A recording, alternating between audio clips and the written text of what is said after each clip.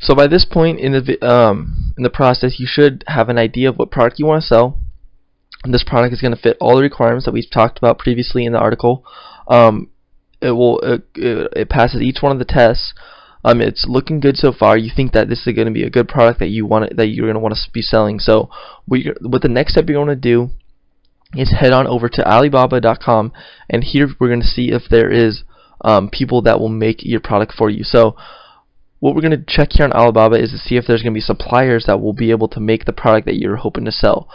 Some products that you find on Amazon that you think that fit all the requirements that you might want to sell, but then you head on over to Alibaba and you can't find any suppliers that make this product. That happens sometimes, and that's why we have to go through this check to see if there are enough suppliers that are willing to make your product that you can contact and have them make your product for you. So what you want to do when you have a potential product that you want to sell, like I said, head on over to Alibaba.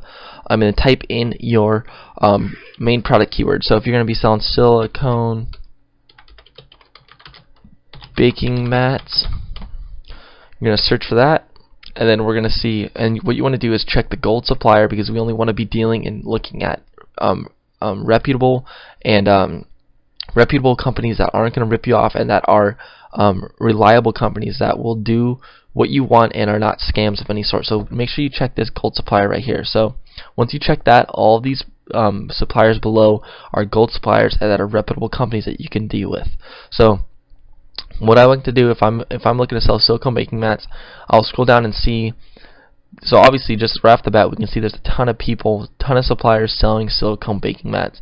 So this is obviously a good sign. And if I was looking to sell silicone baking mats, I would know right away, okay, there's tons of different suppliers on Alibaba that I can get in contact with and try to work out some sort of deal with them to, where they will make me a certain amount of products for a certain price that I'll pay them. So this is just a quick little check that I like to do.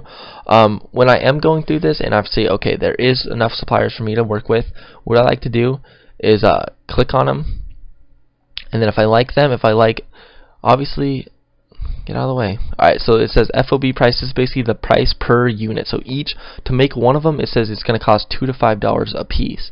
And it says the minimum order quality is 1,000 pieces. And so I would kind of take both these things kind of with a grain of salt, because you can normally negotiate the price down lower, as well as a minimum order quantity down lower as well. So keep that in mind, but this is just a good starting point and good basis to try to figure out the good suppliers from the not. And so if you like the supplier and you want to contact them later, what I like to do is come down here and click add to my favorites, and just keep adding all of these suppliers that I like. Say I go, alright, click on this one. So this is a much smaller minimum order quantity, $1 to $10 a piece. Alright, I like that, so I'm going to add to my favorites. Boom, add to my favorites. So by the end of this, I'll have probably, well, with these, there's a ton of different suppliers, so I'll probably have 10 to 15 different suppliers that I will get in contact with and see what kind of minimum order quantity they will offer and the kind of prices that they will offer to make it. So I can email all those suppliers that I added to my favorites, find the top 2 or 3 suppliers that are giving me the best deal, and really try to negotiate with them to find the best supplier that will offer everything you need as well as the best prices. So this is just kind of the beginning processes that I do to try to find suppliers for a product.